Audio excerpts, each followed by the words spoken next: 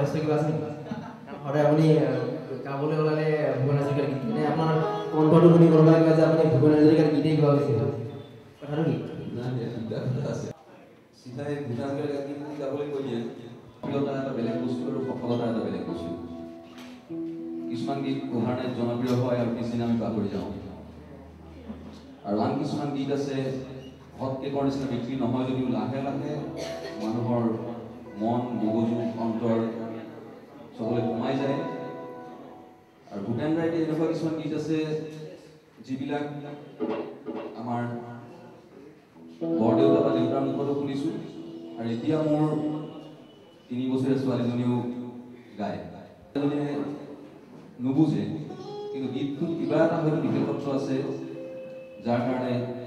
সেই গীতবোৰ আজিও জনপ্ৰিয় ইয়াত আমাৰ বিশিষ্ট শিল্পী ৰুদ্ৰ বৰুৱাৰ হয়ৰা জেতুকীবাই গীতটো জনপ্ৰিয় কৰিছিলে ৰেডিঅ'ত তেখেত হ'ল বিশিষ্ট সাংবাদিক গায়ক অপূৰ্ব কুমাৰ দাস তেখেতে কেইবাখনো অসমীয়া চিনেমাতো সংগীত ৰূপ দিছিলে তেওঁ আমাৰ মাজত আছে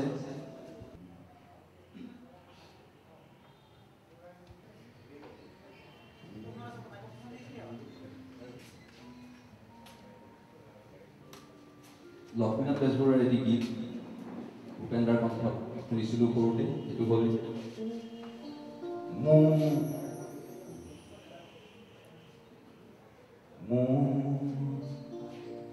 একেটি সুৰত বাঁহী বন্ধা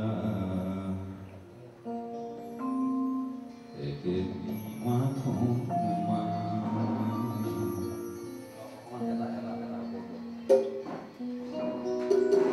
একেটি সুৰত বাঁহী বন্ধা একেটি মাথোঁ একেটি মাথোঁ একেটি আনন্দতা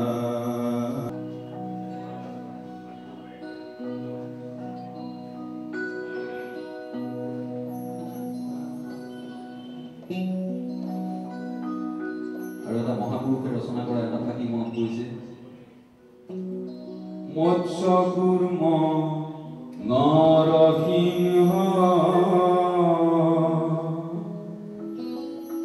বামন পৰশুৰাম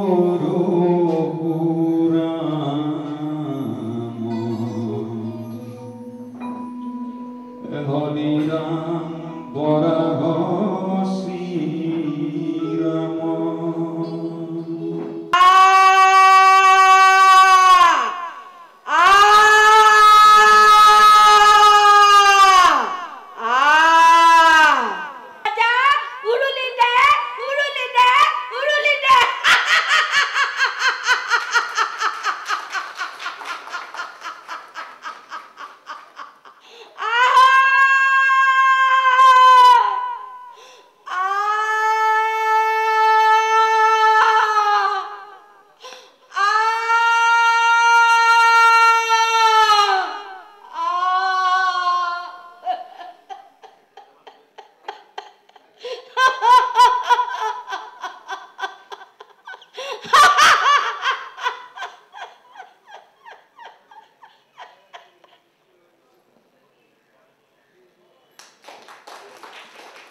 এই সংলাপখিনিৰ যুগতে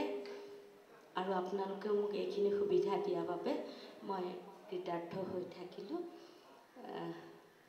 আৰু এতিয়া অকণমান কোনোবাই বজাই দিলে মোৰো দেখোন গান এটা গাব মন গৈছে বিনা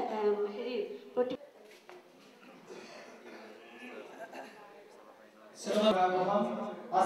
আসাম মিউজিকৰ বেনাৰ